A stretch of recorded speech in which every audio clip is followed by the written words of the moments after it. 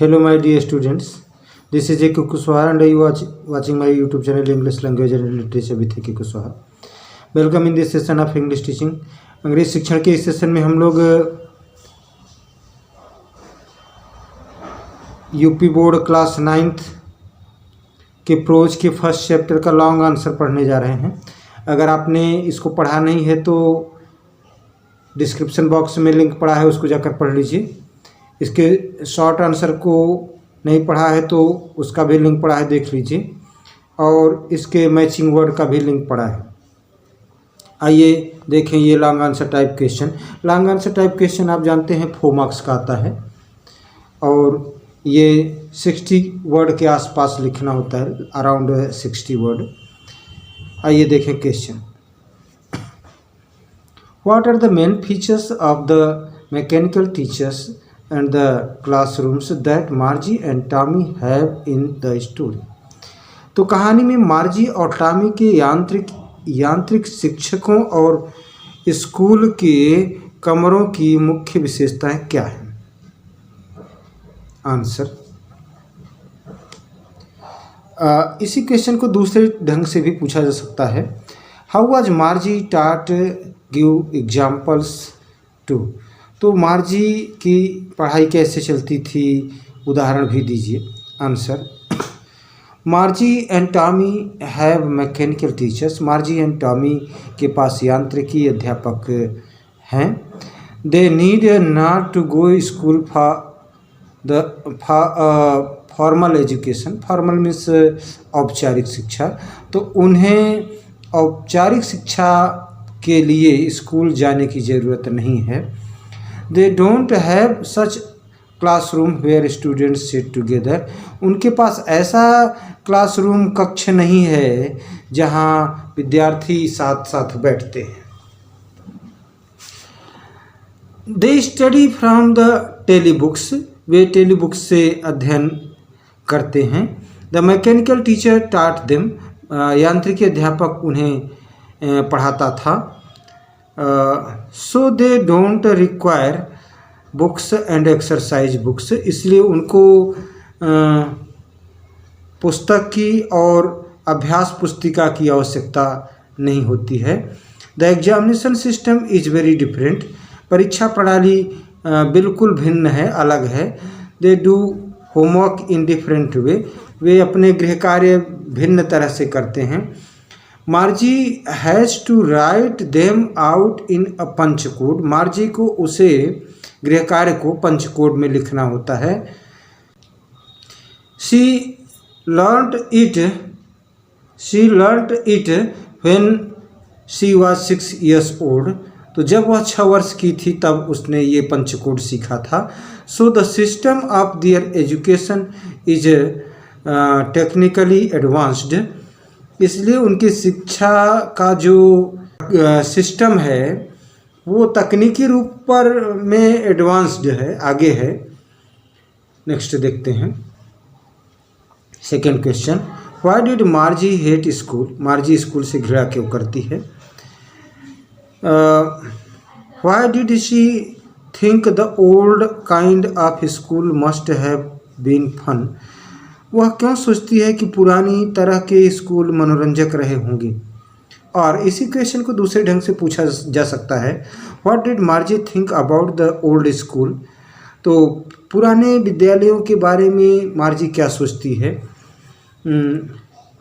They had when her grandfather was a little boy. कि जब उसके दादा के दादा जब छोटे लड़के थे तो उनके पास जो स्कूल था उसके बारे में मार्जी क्या सोचती थी?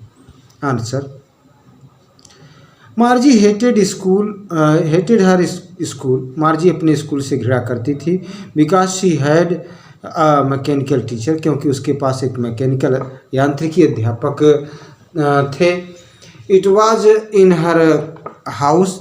और ये उसके रूम में था। She sat in that room alone. वह उस कमरे में अकेले बैठती थी। The part Margie hated most was the slot where she had to put homework and test papers. तो कहा वह अंश जिस पार्ट से मार्जी सबसे ज़्यादा घृणा करती थी वह था वह खांचा जहां उसे गृह कार्य और टेस्ट पेपर डालने होते थे। शी थॉट वह सोचती थी that the old schools must have been fun at the time of her grandfather's grandfather. वो सोचती थी कि पुराने स्कूल उसके दादा के समय के पुराने स्कूल जो होते थे must have been fun at the time, उसमें बड़ा मज़ा आता रहा होगा, ऐसा उसने सोचा। Because the students use to sit together in the classroom, क्योंकि विद्यार्थी साथ साथ कक्षा में बैठा करते थे। दे एंजॉयड, वे आनंद लेते थे, लाफ्ड हंसते थे, and shouted in the school yard, और स्कूल के कैंपस में स्कूल यार्ड में वे चिल्लाते थे, हंसते थे, उछलते कूदते थे। Children needed company to enhance their skills. तो बच्चों को अपने निपुणता कुशलता को बढ़ाने के लिए सीखने के लिए साथ की ज़रूरत होती है। आज के सेशन का ये लास्ट क्वेश्चन है, थर्ड क्वेश्चन। इस चैप्टर का लॉन्ग क्वेश्चन का ये लास्ट क्वेश्चन है। Do you agree with Margie that school today are more fun than the school in the story? Give reasons for your answer. क्या आप मार्जी की इस बात से सहमत हैं कि आज के स्कूल कहानी के स्कूल की अपेक्षा अधिक मनोरंजक हैं? अपने उत्तर के लिए कारण दीजिए। Give reasons for your answer. उत्तर: yes I agree with Margie. हाँ, मैं मार्जी की बात से सहमत हूँ।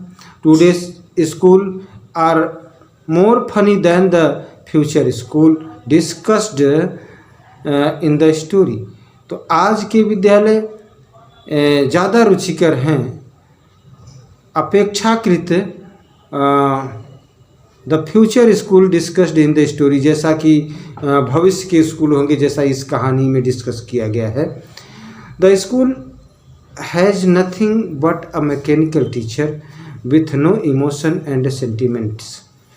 तो कहा ये स्कूल जो टीवी पर या हम कंप्यूटर के स्क्रीन पर देखते हैं वो स्कूल, इसमें और कुछ नहीं होता है सिवाय एक यांत्रिकी अध्यापक के, जिसमें कोई इमोशन भावना सेंटीमेंट्स नहीं होती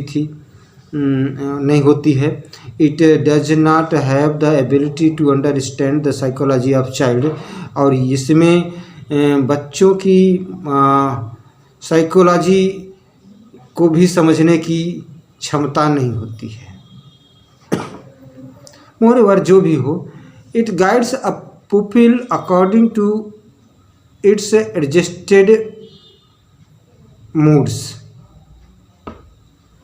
जो भी हो, यह मार्गदर्शित करता है एक शिष्य को according to its adjusted moods, तो उसको सामंजस्य बिठाता है।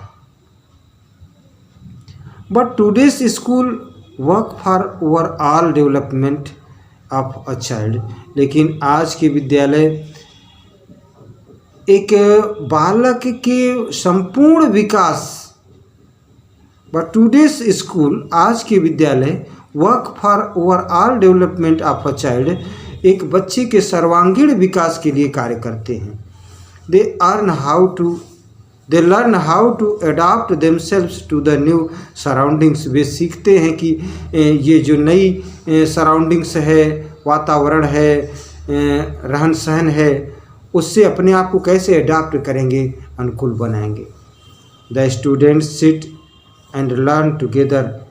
तो विद्यार्थी बैठते हैं, साथ साथ बैठते हैं और साथ साथ पढ़ते हैं। प्यारे बच्चों, उम्मीद करता हूँ कि ये आंसर आपके लिए हेल्पफुल होगा और आपको पसंद आएगा।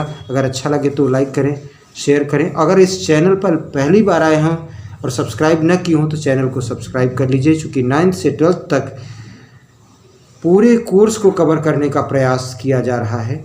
Thanks for watching me.